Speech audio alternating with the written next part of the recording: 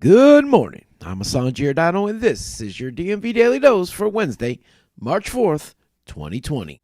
It's currently clear and 45 degrees in Baltimore. Expect mostly cloudy skies starting in the afternoon. Today's high will be 59 degrees, and the low will be 44.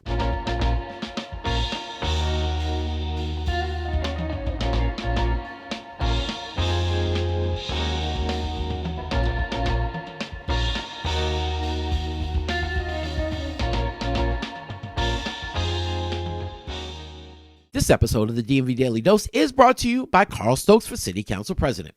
Carl has been a champion for access, equality, and education for decades as a business owner, school administrator, and as your former city councilman in the 12th District. An outspoken advocate for annual audits of all city departments and agencies for the past decade, Carl will make sure that he begins to fix our broken system of government on day one as your next council president. For more information on Carl's vision for how we fix our broken city, go to www.carlstokesforbaltimore.com. Paid for by Citizens for Carl Stokes. Edwin Johnson, Treasurer.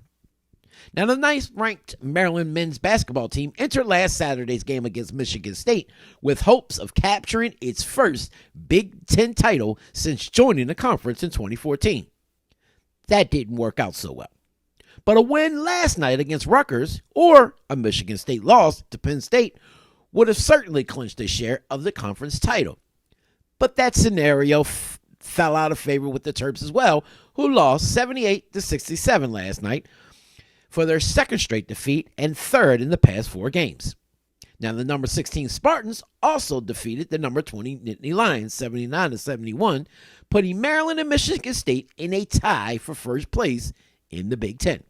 Now, Maryland can clinch at least a share of the regular season title with a win Sunday against Michigan in its regular season finale. The Baltimore Brew was reporting amid disclosures about the magnitude of Baltimore's failure to build big volume water users, some key figures are keeping quiet or steering clear of specifics. The response from Johns Hopkins Medicine, for instance, does not address the $4.2 million bill racked up by a Skip Virage Outpatient Cancer Center, the biggest overdue bill the city identified late last year. Asked about it, and a spokeswoman said that the university has been working with the city after identifying as many as 39 different water meters on both of our Homeward and our East Baltimore campuses that may have been billed incorrectly. But other high-profile customers red flagged in an internal city audit review, reflecting millions of dollars of uncollected water charges described in a special report released Friday by the Baltimore Brew, are now speaking out. They fault the city for not billing them properly. What we've encountered is just some incomprehensible billing, says the Vice President for Communications for W.R. Grace, Rich Baddington. We believe that we notified the city that we have been underbilled for water, he told the Brew. He was referring to the facility the chemical company has operated in Curtis Bay for more than a century, which the city determined was underbilled by $2 million. Now, Mayor Bernard C. Jack Young has not commented on the underbilling scandal disclosed by the Baltimore Brew. Yesterday, his office confirmed that an audit he ordered of commercial water billing will likely not be released until May, conveniently after the April 28th Democratic primary for mayor that Young is in. And while the mayor wouldn't comment, others took advantage of the opportunity to seize on the broken billing system and highlight why they would be more suited to run the city. This is outrageous, and it's not new stuff. This came up with Sparrows Point back in 2012, said former Baltimore City Councilman and a young ally, former Councilman Carl Stokes, who's running not for mayor but for City Council President in the upcoming April 28th Democratic primary. Stokes, who left the council in 2016, complains that an audit bill that he introduced years ago and wanted to pass only passed, but it was weakened by the Stephanie Rawlins Blake administration. He complains of his council colleagues, including one of them who's running against him for council president, former councilman, current delegate Nick Mosby, who voted against his audit bill. Now, regarding the latest expose of chronic water billing problems, Stokes said I don't know why the mayor and the city council aren't publicly taking the Department of Public Works to task and saying, look, within 48 hours, we're going to collect this bill. We could just tell them we're going to turn their water off. How about that? He fumed. Stokes also highlighted the fact that the latest billing lapses come in spite of the $22 million that the city has spent to fly personnel from an Atlanta-based consulting firm to support the new wireless smart water meter system. Quote, there are way too many consultants coming in and out of town, taking people to dinner and out on golfing retreats, he complained. Now, one mayoral candidate and the former mayor of Baltimore, Sheila Dixon, also commented on this, and she said that she was flabbergasted by the reports of large-scale underbilling of commercial water customers. Quote, I was highly upset and just floored. This is absurd, and it's a whole lot of money. As much as we need money here in the city of Baltimore, and as much as we keep raising water bills on a yearly basis on the backs of our hard-earned taxpayers here in the city of Baltimore, and we're not collecting what's owed to us, she continued. She suggested that if the city had billed big customers properly, their water rate increases could have been limited to about 3 or 4% a year rather than the 10% being billed currently.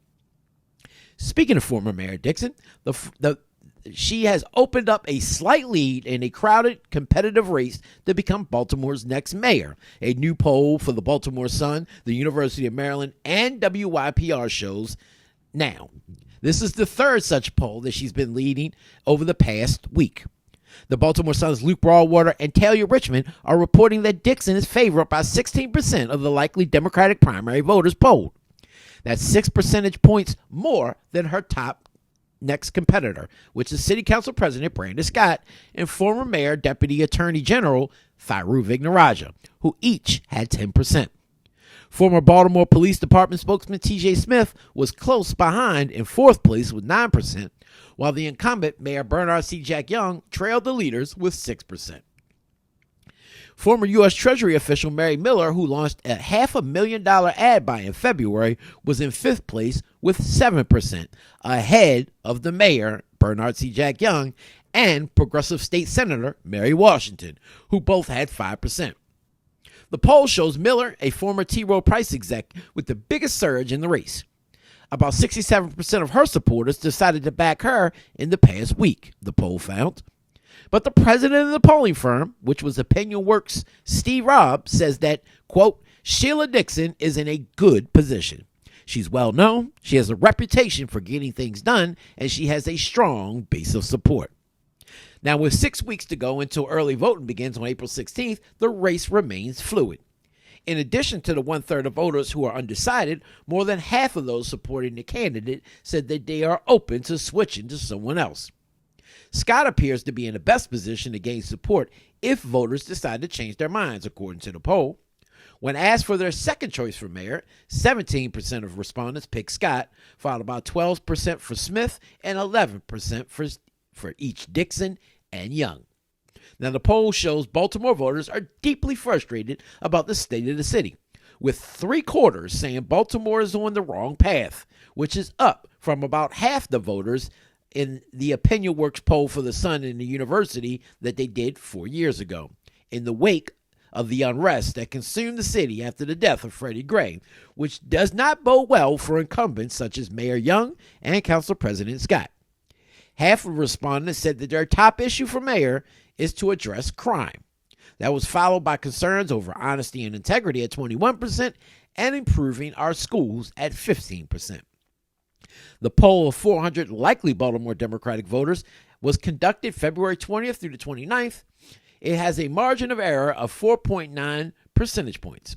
The sample selected for the poll, based off of the historic trends in the Democratic primary electorate, was 67% ages 50 and older, 66% black, and 65% female. The poll shows that the two main racial groups in Baltimore are divided over whom to support. Among black voters, Dixon leads with 21%, followed by Smith with 11% and Scott with 10%. Among white voters, Vignarajah is favored with 22%, followed by 15% for Miller, 13% for Washington, and 11% for Scott. Miller is white, Vignarajah is South Asian descent, Dixon, Scott, Smith, and Washington are African American. Now, speaking of elections, NPR News is reporting on the results from yesterday's Super Tuesday presidential results, as states from across the country went to the polls to vote on their nominee for president. And NPR is reporting that the Democratic presidential contest is now a two-man race. Vermont Senator Bernie Sanders went into Super Tuesday the frontrunner, but it was Joe Biden's night, hands down. The former vice president rode a surge of momentum out of his big win in South Carolina on Saturday and established himself squarely as the principal alternative to Sanders. Biden won a majority of states, including Texas, yesterday. Sanders is projected to win California, but with votes still being counted there, it's unclear which candidate will emerge with a delegate lead. That sets up what looks to be a sharp fight over the next 2 months between candidates with very different ideologies.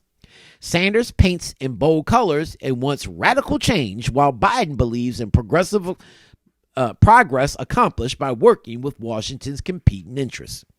Quote, "We are not only taking on the corporate establishment, we are taking on the political establishment," Sanders said before rattling off a list of differences between him and Biden. Later, Biden swatted back at Sanders. Quote, "People are talking about a revolution. We started this movement." Well, we'll see who emerges from this presidential contest to take on our first-term president, Donald Trump, in November. I'm your man, Mr. Politics, and this has been your DMV Daily Dose for Wednesday, March 4th, 2020. For more information on the articles that I've mentioned, just go on over to that website, www.dmvdaily.news.